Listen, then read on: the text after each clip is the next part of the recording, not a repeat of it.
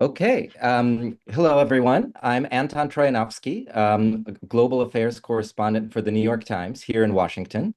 We are live this morning to talk about the situation in Ukraine and in particular, the negotiations going on right now around the Ukraine war.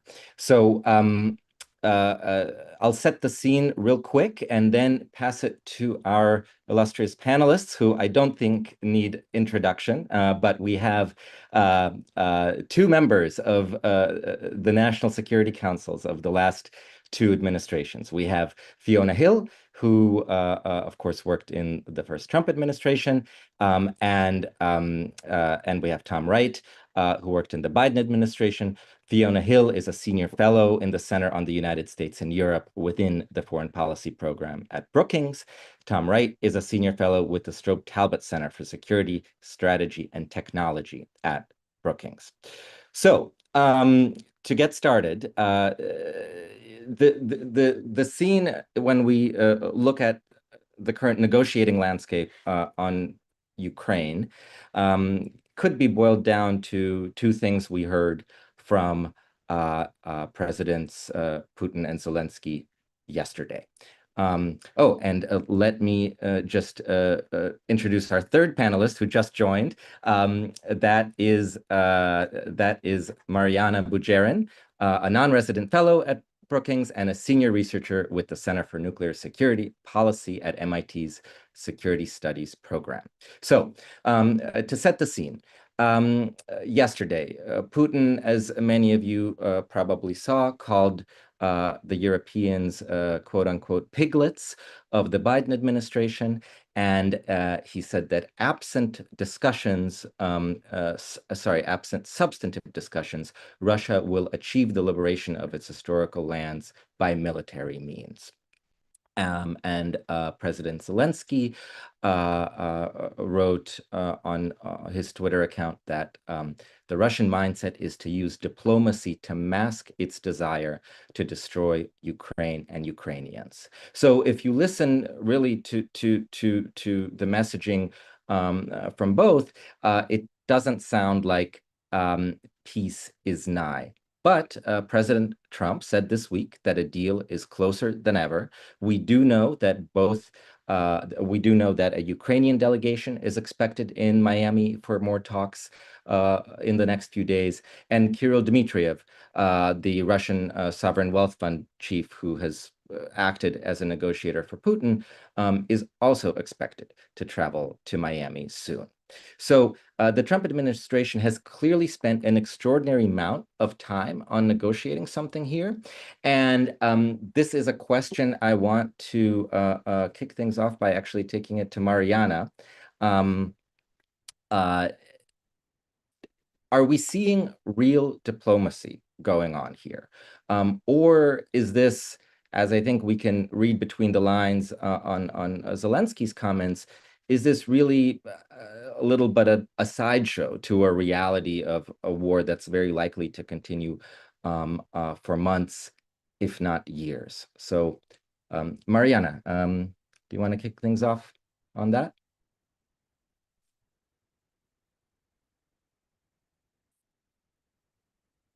Oh, I think you're muted, Mariana.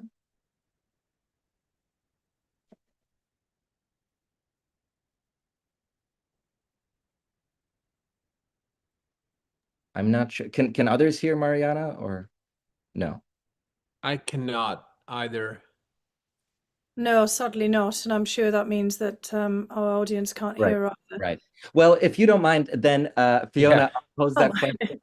Yeah, and maybe Mariana could go out and come back in again. It could be that the link isn't. Yeah, there we are. Yeah, hopefully. But Fiona, if you don't mind, I want to pose that question to you. In that case, is this a real diplomatic process, or is it a sideshow, what we're seeing right now? Well, look, it's definitely a process. The definition of diplomatic, I guess, is different for everybody in terms of the way they look at it. You quoted at the very beginning Putin's, let's just say, less than diplomatic and rather menacing language. He used the term podsviniki, which, as you described it as piglets, but actually there's an interesting, kind of beginning of that word pod, which means under. So in a way, he's kind of calling the Europeans under swine, if you want to kind of put it in a slightly different way, of the United States, meaning that the United States is a pig or a swine. And, partly that could be an allusion to Animal Farm. It could be, even Trump, remember, called a member of the journalist corps on Air Force One a piggy when he told her to be quiet, piggy. But no, it's certainly a derogatory term in Russian or in English and anything else. So the implication is that the USA is a swine, and the Europeans are less than that. They come under the United States. So Putin is making it very clear that, as far as he's concerned, this is a game that's going on. He's certainly playing it, but as ever with Putin, he uses undiplomatic language. He codes everything. He makes it very clear that from his perspective, the onus is all on others, and it's certainly not on the Europeans, which he doesn't believe, and has said many times, have any role in this. And this is all about a relationship between the United States and Russia, with a lot of chest thumping, a lot of maneuvering that's going on here. Trump himself has also said that in a famous recent interview with Politico, that the Europeans are weak and doesn't really kind of see them having any business here. So we thought about the larger politics of this as a diplomatic effort that would be looking to the long-term security of Europe, not just about Ukraine and what happens at the end of the war, because the big issue for Ukraine is, can it really find some kind of resolution with Russia unless there are clear security agreements? And both Mariana and Tom, have written, a lot about this recently. They are no closer to, the end game than anyone else is. So, again, I think a lot of the language, a lot of the staging here shows that this is definitely a process. And look, Ukrainians would like to have peace. Trump absolutely wants to have peace because he has goals of his own, not least getting the Nobel Peace Prize and being acknowledged as, basically presiding over yet another ceasefire/peace plan with countries that he's extolling all the time. And for Putin, he's trying to see what he can get out of this in the maximum way, and all of his language, body language, verbal language, suggests that, for him, he's not really in the mood for coming up with some major compromise at this point. Tom, over to you on those specifics. In particular, security guarantees. Are you seeing anything in what has come out about these talks so far that indicates that all the different parties may be moving towards some kind of agreement that would both assure future Ukrainian sovereignty and security, and somehow be acceptable to Putin, or is it, to pose the earlier question of a fool's errand to think that might be possible? Yeah, I think to me, it's not really, and I might be wrong, but it seems like it's not really a real diplomatic process, because what we have is a US-Ukraine track, right, which is trying to bridge the gap from the Dmitriev-Witkoff plan to something that would be acceptable for Ukraine. I think they have made some progress on that, but there's no indication that Russia is even on board with the original Dmitriev-Witkoff agreement, right? I mean, it was obviously partly produced by a Russian in Kirill Dmitriev, but Putin was not committed to it. And there are a number of cases where, the Russian stated position going back to June, but also many years, goes much further than where the agreement was, especially on, the issue of Ukraine's demilitarization. And I think what we saw yesterday, what Fiona was talking about yet from Putin yesterday, is an indicator that he will not be on board with this. So even if we get an agreement between the US side and Ukraine, and it seems like we're reasonably close to that, I think it's very unlikely that it will be possible to get Russia on board with that. Now, I think the Ukrainians understand that. I think some in the US government understands that. And I think the Russians sort of understand it, but nobody really wants to be perceived by President Trump as being to blame for it sort of falling apart, right? So the Ukrainians are very constructively engaged and, are compromising and are trying, I think, to come up with, an agreement with the US. The Russians, I don't think, will outwardly reject it, right? They will probably try to say, well, we agree partly with the framework. We want to see the withdrawal from Donbass, up front, and then we want to negotiate details, in which case they'll be pretty tough on the demilitarization and other points. So I think base case right now, the prospects that we get a deal that brings this war to an end, are pretty low. I think if I'm wrong about that, it's because maybe Putin's under a bit more pressure than we think, and maybe he has changed partially his position, and maybe he sees the prospect of a partnership with Trump where he can, really engage and undermine NATO through his partnership with the Trump administration, negotiating European security over the heads of, the Europeans is the more attractive prospect. But everything we know to date is that he remains committed to subjugating Ukraine, and he remains committed to this war. Thanks, Tom. Yeah, I mean, as you may know, I was Moscow bureau chief for the New York Times until last month. So we've all been thinking a lot about this very question. Is there really anything that Trump can present to Putin as a carrot that could move him off of his maximalist demands? There was certainly a lot of optimism, I think, in the Russian elite early this year that would be possible, and a lot of disappointment that didn't happen. But maybe it still will. So, and I do have a follow-up on that, perhaps for Fiona, but I first want to check, Mariana, how is your sound? All right, can you hear me now? Yes, so we can hear Yes. we can hear The you. Ukrainian in the room got her voice back. Symbolic, the apologies for this technical mishap, and thank you, Anton, for the introduction, and certainly agree with everything Fiona and Thomas had reflected upon.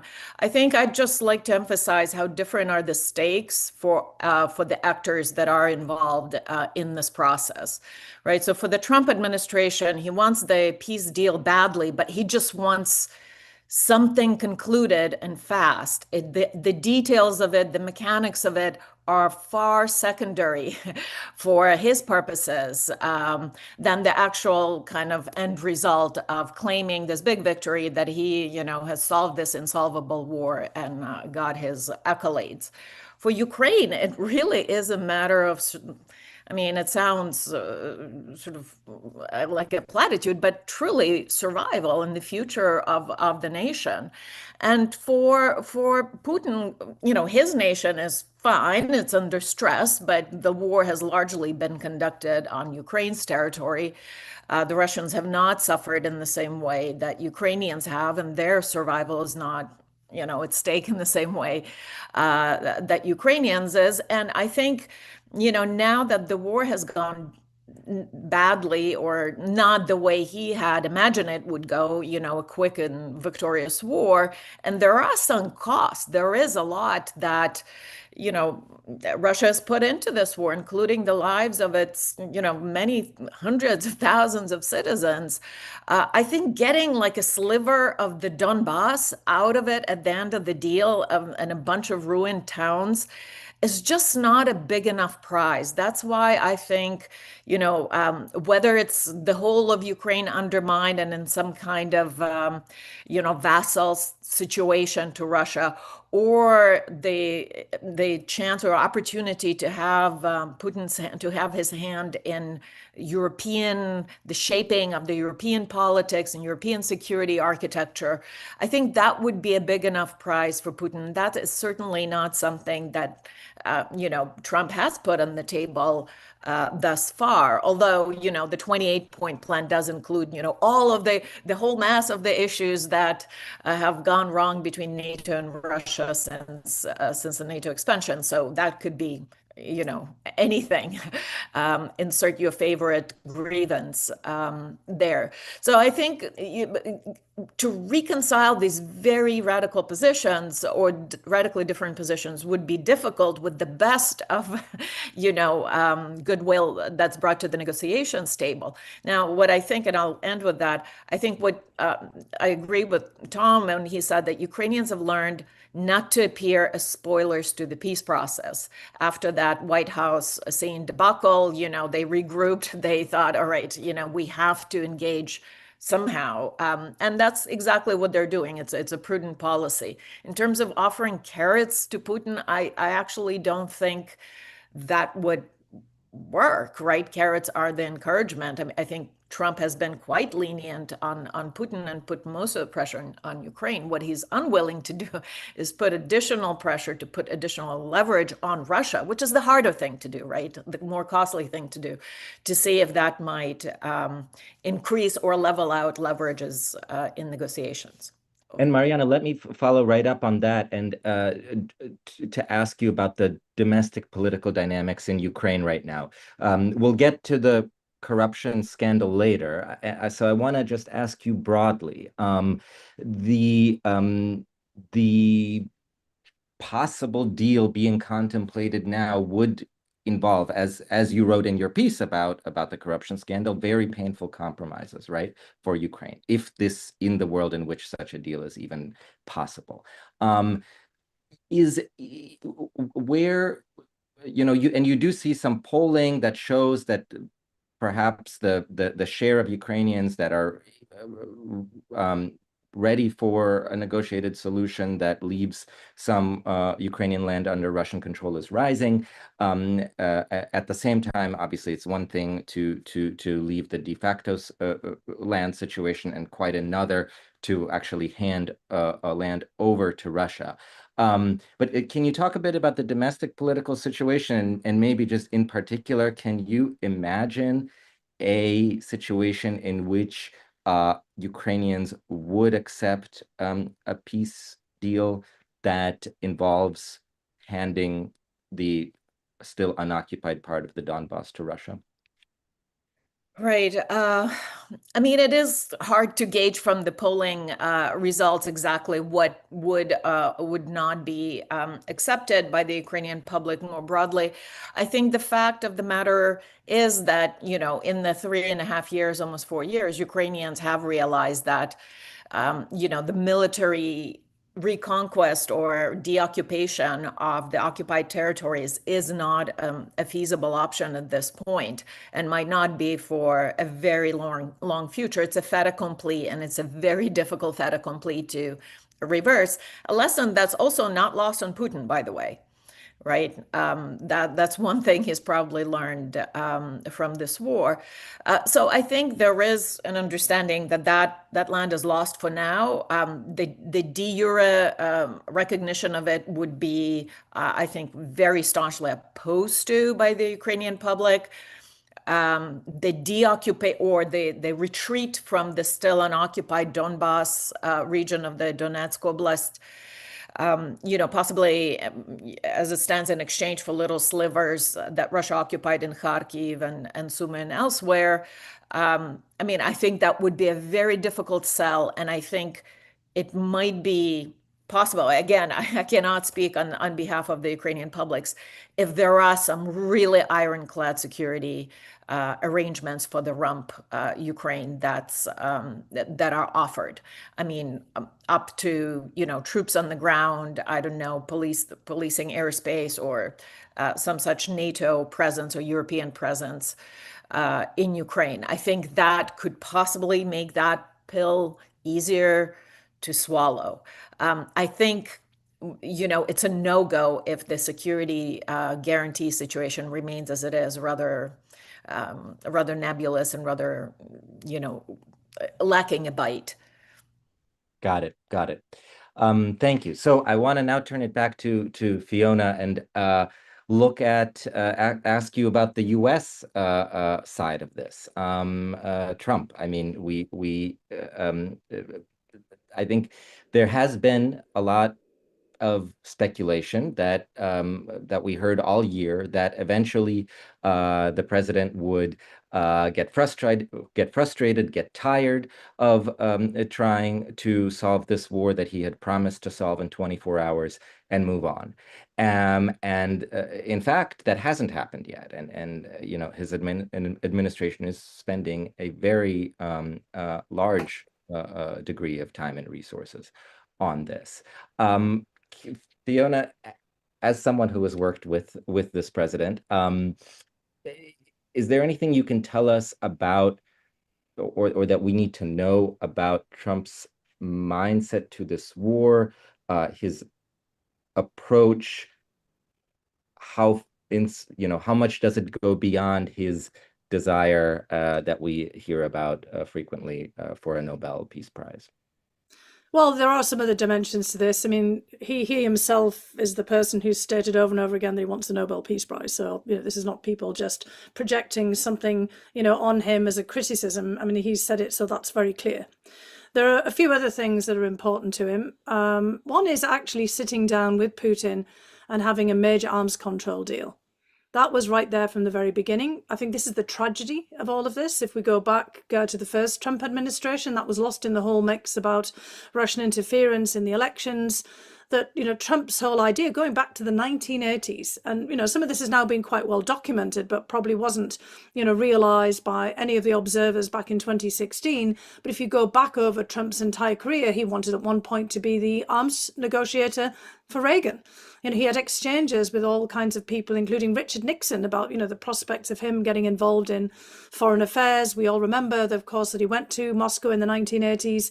And part of that is also because he has this idea of himself as a great deal maker, not just in the real estate terms. It's not just about Trump Towers in Moscow, but about actually sitting down and getting the big deal that means a lot to him, which is he's a product of the 1980s. Remember also of the 1960s as well, the Cuban Missile Crisis, the Euro Missile Crisis, that whole idea of nuclear Armageddon and trying to avert it. That's what he was trying to do in Helsinki, and why the whole press conference took everything in a completely different direction, because there was no, you know, kind of recognition of what he was trying to do there, which was, you know, kind of putting himself down with Putin, sitting down there and trying to get to some kind of agreement. So that's still there in the back of his head.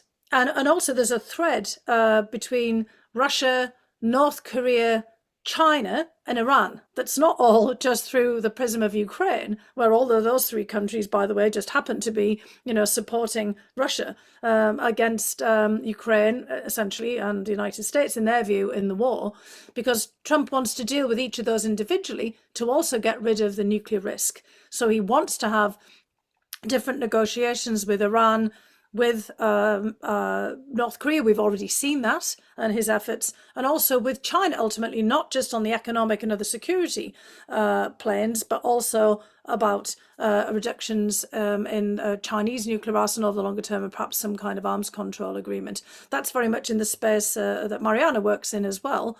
And of course, he completely dismisses the fact that Ukraine at one point was a nuclear power de facto because of the arsenal that it inherited from the collapse of the Soviet Union, and that the message from leaving Ukraine high and dry, all the things that we're otherwise talking about, is a message of proliferation, but to other countries that could be vulnerable in the way that Ukraine has been from predation from other nuclear powers, with a load of other nuclear powers and would-be nuclear powers piling on, by the way, is the message that everyone should have a nuclear weapon for security purposes. So that's part of the problem that we see here. For Trump, he has, again, I think it's somewhat tragic, this whole idea of sitting down and finishing off the arms control of the 1980s, the unfinished business, trying to head off a nuclear Armageddon in his view.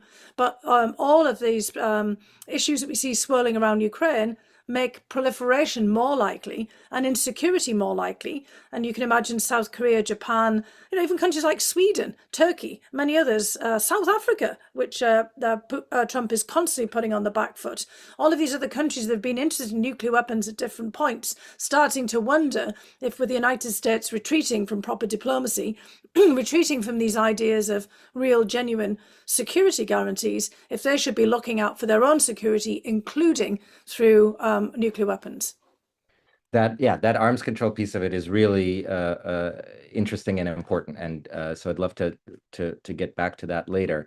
But I want to stay on the United States strategy aspect of this and turn it to Tom. To the extent I've sort of talked to people around this administration and asked about the many criticisms of their approach to this war, I keep hearing like, well, sure, this is a bit unorthodox what we're doing, but what's the alternative? Look at the prior administration. What did they accomplish? So I want to ask you how you see the alternatives. If, let's say, the Biden administration was still in charge, or we had a new Democratic administration, what do you think the strategy vis-a-vis this war would be? Would we be talking about doubling down on the battlefield? Would we be talking about also making some kind of attempting a diplomatic opening to Russia, or both? How do you see that? Yeah, no, thanks. It's a very fair question. I mean, I think at the outset, just to say that in terms of what was accomplished, I think if someone had said to you in early February 2022 that almost 4 years, or when we finished 3 years, into the war, that Russia would be largely sort of stuck in the Donbass and, parts of sort of Zaporizhia, having taken a few percentage more in territory over what it had after the, annexation of Crimea in 2014, and that they would be losing 1,500 people a day on the battlefield, and that Ukraine would remain sort of a viable state. I think that would have been, a deal that most people would have thought at the time, that Ukraine would be in a reasonably strong sort of military position, which is not to say that they don't have problems or vulnerabilities,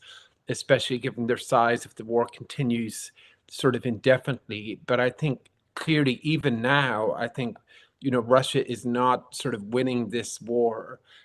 Ukraine is not sort of winning the war in the context that they are about to expel Russia from Ukraine. But basically, I think it is a stalemate that's hurting Russia in absolute numbers in a greater way than it is Ukraine. Although, given Ukraine's size and the fact that the war's been fought in their territory, obviously, it affects them considerably as well. So I think that's sort of where we're at, and to some extent where we are still at today. We always expected 2025 to be a year of negotiations. People often say, why didn't you start negotiations, earlier? I think if you look at the period sort of in detail, from September of 2023 or August of 2023 until the spring of 2024, we didn't have a supplemental, so it was very hard to start negotiations under conditions where the Russians thought we actually weren't going to be engaged in supporting Ukraine. And after that, I think the Russians were waiting they were waiting on the election, right? And I think we've seen this year that Russian goals are pretty maximalist, so there wasn't just a deal that could be done if negotiations were open. So our theory of the case, I think, would have been to continue support for Ukraine, to get sort of additional assistance, maybe to ramp up the pressure on Russia in a number of ways, as we started to do at the end of 2024, and to open a negotiations track, and to basically say to the Russians that if they were not willing to actually negotiate seriously, that our support for Ukraine will continue as long as Russia was attacking Ukraine, and then to try to pose some dilemmas in those negotiations to Russia, which I'm happy to get into if you would like. But I think the expectation always was that there would be negotiations, and that's what we were preparing for. But I think, there really wasn't the opportunity, given sort of just battlefield dynamics and relations with Russia, for a serious negotiation in 2024. Yeah, let me follow up on that, because this is obviously incredibly relevant right now. What would you say to the Trump team? What kinds of dilemmas can be posed to the Russians, given the battlefield realities? Well, my not that they would listen to me, obviously, but my advice to the Trump team and to President Trump would be that their goal should be to create the conditions for a successful negotiation in his term, and that it is viable for him to end this war as president of the United States. But by wanting to do it in the short term, I think they undercut their own position, because he seems desperate for a deal and because Putin's not in any hurry. And so he can sort of divide the West and play the US off against Ukraine or off against the Europeans. And that actually Trump ended up in a reasonable position vis-a-vis Ukraine in September, over like after Alaska, where he agreed to sell critical weapons to Europe for transfer to Ukraine and to continue the intelligence support. And that he should just have continued to do that while saying to Putin, I am willing to negotiate. The negotiations are open, but we are not going to buckle to you or to, agree to outlandish demands such as Ukraine leaving territory that they control. And so I actually think a little bit of patience, even given their position in September, that I think would be sufficient, and they may get to a deal then later in 26, or in 27, because I think what needs to happen for Putin to end the war is for him to believe that A, he can't make any real territorial gains significantly, B, continuing the war will incur significant costs for him, especially militarily, that will affect the balance of power. And then also that reality will not change, right? That he can't just hope that it's going to alter. And it's that last part I think Trump is sort of missing. I see. Mariana, how do you see that? Of course, Putin wants us to think that he's the one who wins out if this as the war drags on. He wants us to think that time is on his side. How much ability and do you see for fighting further in Ukraine, given the limitations? How much ability is there to have patience, as Tom said? Well, to be honest, Putin is not wrong, thinking that Russia has maintained the initiative in this conflict. Unfortunately, nobody on the other side, other than, with some modest exceptions, Ukrainians who have ventured out to do some of the more riskier, or at least as perceived in the West, kind of operations on Russia's own territory, including Spiderweb, including some, the invasion of Kursk region and so forth, trying to kind of regain some semblance of initiatives is difficult because, of course, Ukrainians are, a less resourced party to this conflict. So, despite all the best of rhetoric and will and really substantial support of Ukraine, what the Western partners have failed to do over the past 3.5 years is to regain the initiative, to capture the initiative, right? And to be the ones kind of dictating terms instead of just reacting constantly to Russia's actions. I think that's why there was, ironically, in Ukraine about a year ago, some optimism for this new Trump administration to say, all right, kind of this incremental, kind of low simmering support of the Biden approach, it's got us into the war of attrition, which is ultimately a very disadvantageous situation for Ukraine long term, right? And makes it even more dependent on the charity of the Western powers in terms of supplying economic and military aid. And to be honest, President Trump did have that because even, due to his kind of unorthodox ways of approaching diplomacy, he could have turned it, in his audacious ways, could have turned the situation around. But I think I don't know. I don't have information about the debates in the White House and why he chose to go sort of the easier route, which is to put pressure on the weaker party, right? Possibly wanting to get to the deal quicker, right? Yeah, I think, Russia is hurting, but so is Ukraine, right? And Putin does see that the longer this goes on, the harder it is to maintain cohesion in the West. The tensions have shifted. And with this rather difficult and uncertain situation in Washington, where the Europeans don't really know how to read and whether they can consistently rely on American support, it affects things in Europe. I mean, just see what's happening in Belgium with the frozen assets, right? The moment there is kind of this possibility of normalizations of things with Russia, the Belgian prime minister becomes very reluctant to solve the frozen assets issue to Ukraine's satisfaction, to Ukraine's benefit.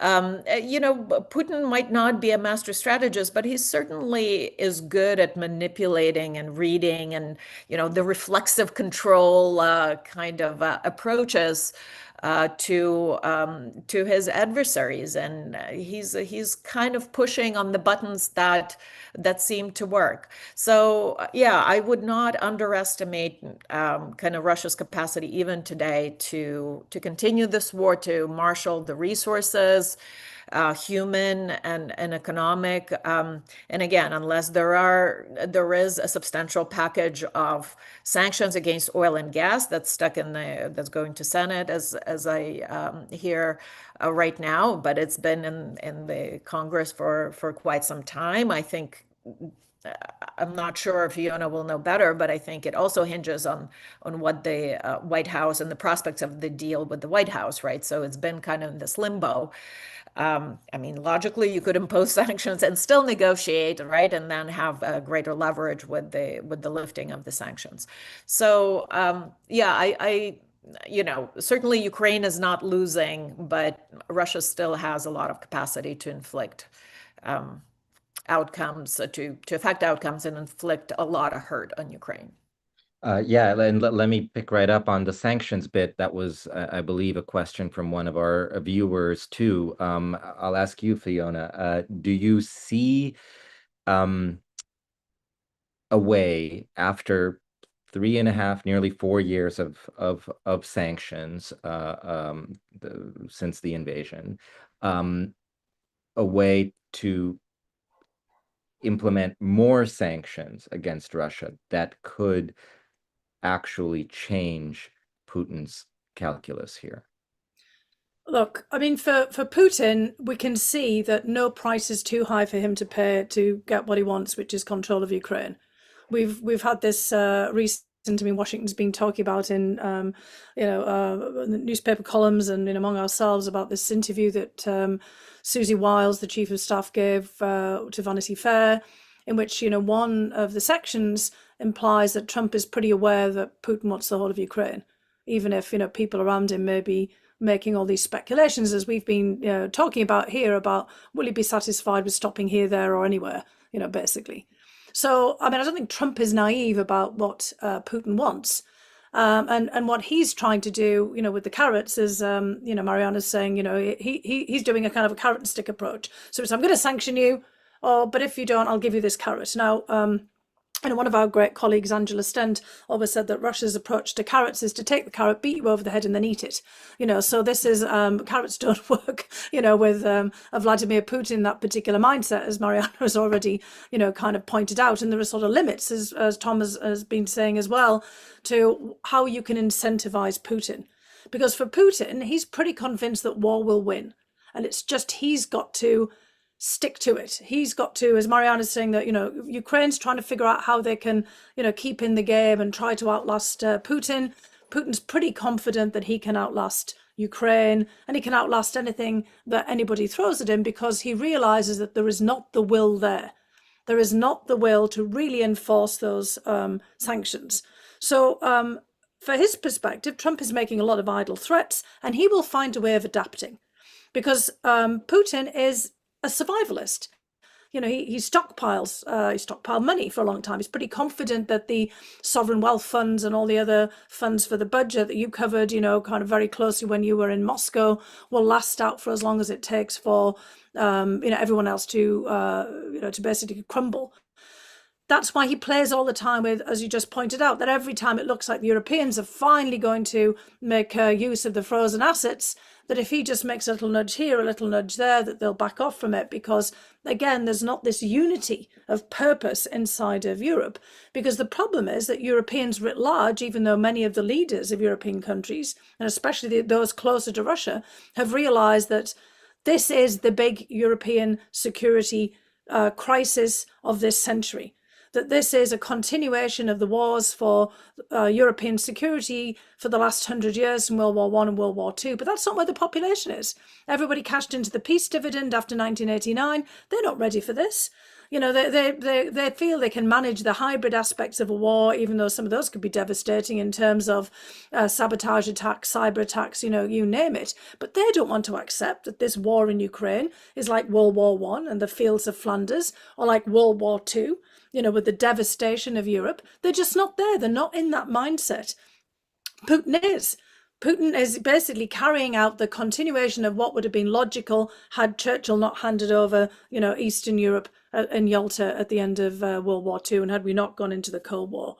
So for Putin, getting back to your question there, he's just not going to change his mind. There are loads of ways in which one can apply pressure, make it uncomfortable for Russia, as Tom is pointing out. But unless we change, and again, that was, part of Tom's point, the calculus of Putin, that war is not winning for him, that things are not going to change. But again, I think for Putin, just to make this point, and then, turning back to you, he's not convinced that peace is going to win for him either. Because if he stops fighting, then what? He's actually got a whole set of problems as well, what to do with the military, what to do with the economy, and what benefits are going to come to Russia from, as Mariana said, all this rubble that he's going to preside over.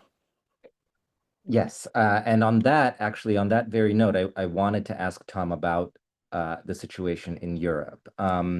There was an interesting story by my former colleagues in the Wall Street Journal the other day, talking about the interests that Europe has, the self-interest that Europe has in these negotiations, which is, as the journal put it, a deal that favors Moscow risks a wider war that could engulf the whole continent. So it seems like Europe, Tom, has come quite a long way from early 2022, when I know the Biden administration was working hard to convince European governments that there was an imminent invasion coming. How do you see, Tom, the way that European governments, and obviously there are many of them, so we shouldn't lump all into one, but still, how has Europe changed, and what is the role that it's playing in these negotiations now? Yeah, no, it's a great question. And I think just to take the second one first, I think throughout this year, they've quietly played a really crucial role in trying to build bridges between the Trump administration and Ukraine. And I think it was largely the UK, but also others after the Oval Office bust-up in February that convinced Ukraine to embrace sort of basically an immediate ceasefire, which they had not agreed to, unfortunately, under us, and to convince Trump that they were relatively constructive in talks. And I think that really can't be underestimated, the scale of that achievement, because that allowed the Trump administration to restart intelligence cooperation and to sort of engage a little bit more seriously in the negotiations. They are obviously frustrated that they are not sort of a part of the formal negotiations for the most part. And, the Trump administration, I think, has this disdain for Europe. Obviously, Putin, as we heard about at the beginning from his comments yesterday, definitely also has a disdain for Europe, and they worry about being really cut out of the process where their sort of equities, are discarded. And I think that's true most recently with the sovereign assets, where, when we pressed them to seize the sovereign assets, they said, well, we have time, this might be of help in negotiations. And then we get to the negotiations, and actually the US plan is to try to take the sovereign assets, for US, partially at least, sorry, for US Russia investment ventures. And so I think they are highly concerned. I think they're worried, that if there is a deal that's, let's say, not a great deal for Ukraine, that might open the door to US Russia cooperation that would undermine security architecture, in Europe. And meanwhile, Russia would not actually get off a war footing, right? It would continue to reconstitute its military with China. It would continue to press Russia, and it would try to probe. It would continue to press Europe, and would try to probe NATO for weakness, and to test that Article 5 commitment maybe in a limited way. So I think they are worried and motivated. They have committed to spend a lot more in defense. The problem is, I think that getting from just operationalizing that is quite difficult, right? And all of these investments take time.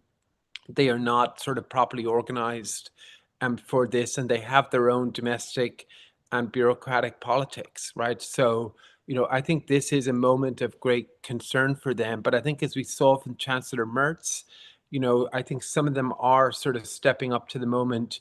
They are trying to convince their people that actually, this is a crisis moment where they really do need to step up to the plate. But as Fiona said, getting the public there is a different thing, sort of entirely. So I think they are trying with the Ukrainians to convince the administration that they are trying to find a good solution in the negotiations, and then to put the blame onto Russia, when they reject a deal that the US has agreed on with Ukraine. We'll see whether that happens, or if Putin manages to turn the tables again. Right. So we have less than 15 minutes left, so we'll jump to some questions from you all in the audience.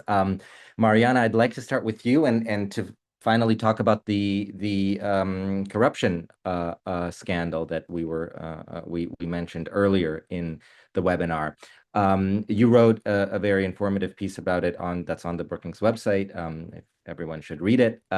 One of the points there that you make is that I'll quote, the compromises that Ukrainians could be asked to accept in a peace deal will be even less palatable and at home when delivered by a president who let corruption erode his domestic standing.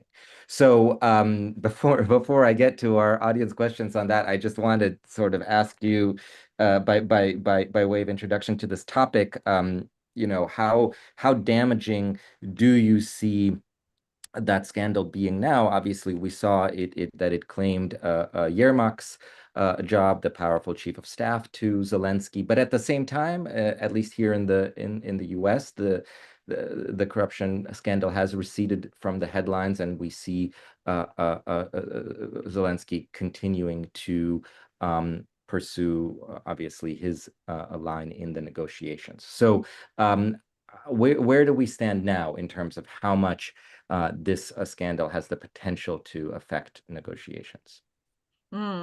So when I wrote the piece, that was before the firing of the Yermak, and the fear was that Zelenskyy would hold on to this generally rather disliked figure, and someone who's quite distrusted in the Ukrainian by the Ukrainian publics and elites. And he did eventually do the right thing and fire Yermak, although he did take his time, right? So he first appointed him to head negotiations in Geneva. But then, you got to give it to Zelenskyy that he is perceptive, right, to the public pressures in Ukraine in lieu of elections and other ways of kind of this democratic feedback because of the war. The question now becomes, so he was able to distance himself somewhat from the corrupt. I mean, there's still questions that remain about whether he was personally aware of the goings on, and the people that are quite closely connected to him, such as Mindic and others.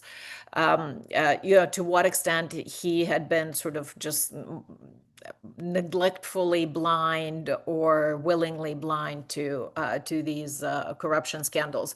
But for now, it seems that the Ukrainian public had kind of accepted this separation. They took the offering of Yermak's firing and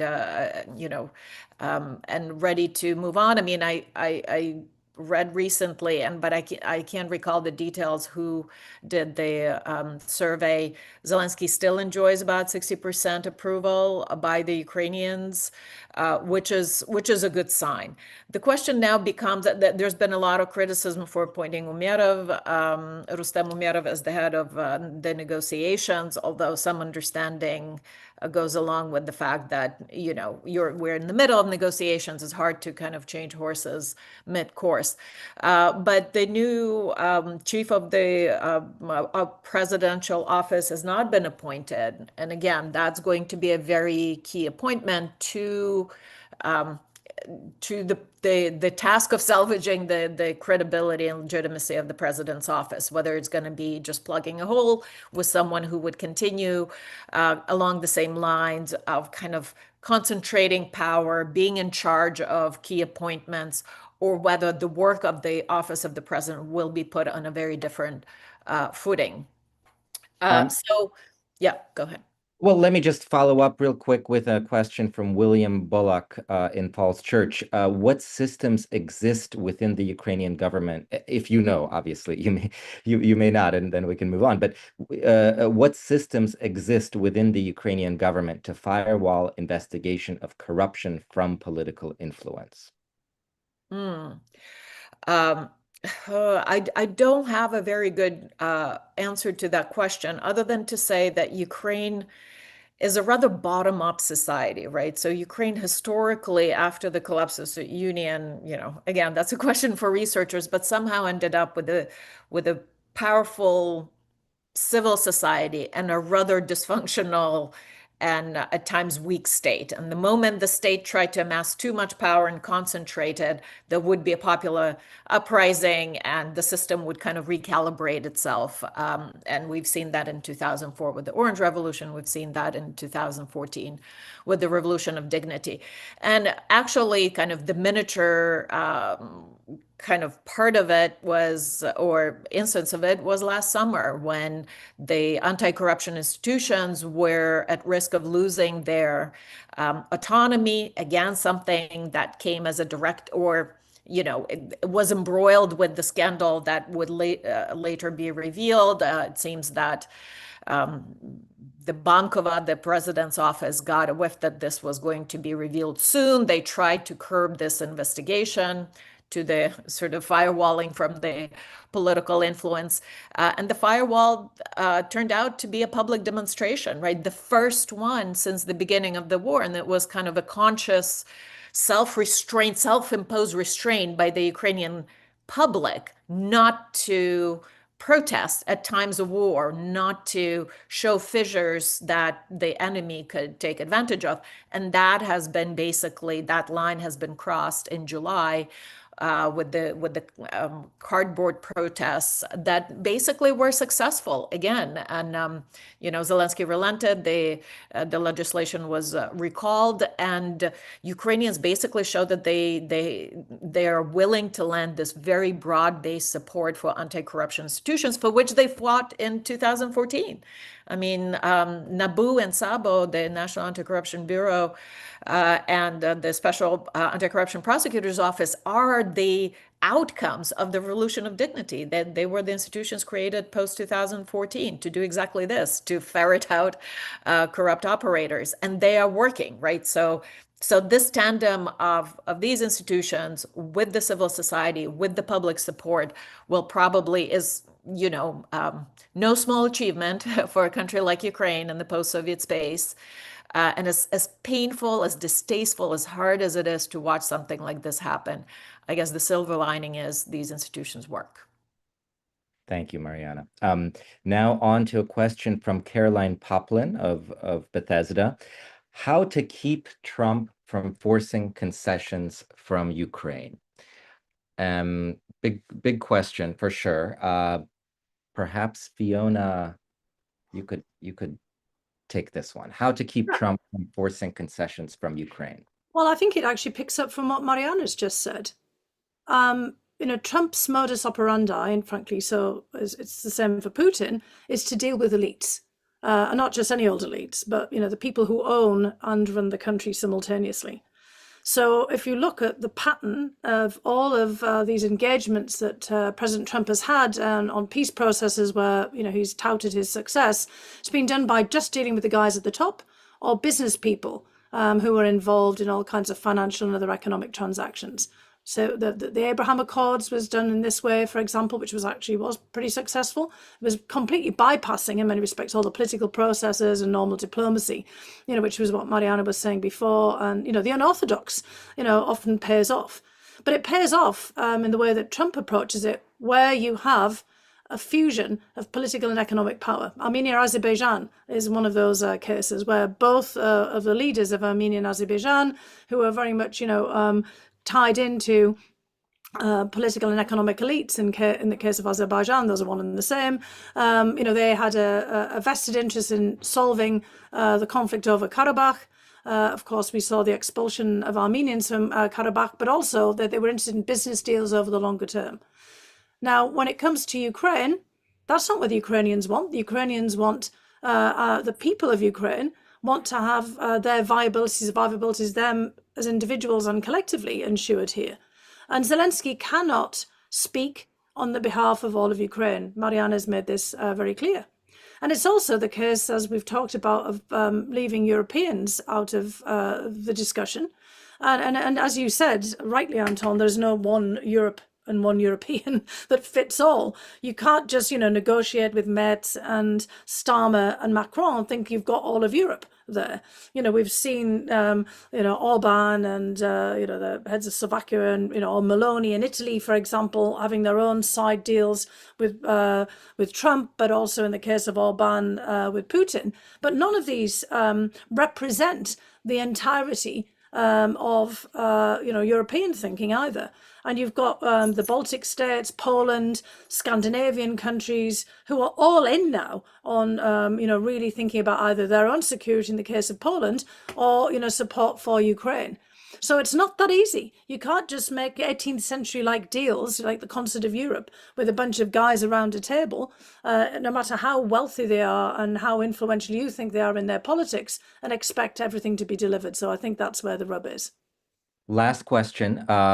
We have 1 or 2 minutes. It's for you, Tom, from Bastian Browns of T-Online, the German media outlet. Tom, is Ukraine still of geostrategic interest for the US? And if so, in what ways? We've got just a minute or two. Yeah, I mean, I think it definitely is for a number of reasons. Firstly, let's just say we thought it wasn't and allowed Russia to dominate it. I think we would see, Russia then threaten in a myriad of different ways, NATO countries and maybe other countries in the region. If the war sort of continued without sort of direct US engagement, I think it would be a geopolitical black hole for Eastern Europe that could draw in Poland and other countries and lead to a larger sort of regional, conflict, because I think they understand, the threat from, Putin if he goes unchecked. And so I think the US has played a critical role in stabilizing, the geopolitical situation by supporting Ukraine, because it's basically helped to bog down Russian forces, in eastern Ukraine and prevent sort of a larger cataclysm in the country more generally. Thank you. Thank you, Tom. So that brings us to the end of this session. Thank you, Anton. Thank you for my pleasure. My pleasure to do this. Tom, Fiona, Mariana, thank you very much. And to you all in the audience, thanks for watching. And I'm sure there will be many more of these insightful Brookings webinars. So thank you all very much.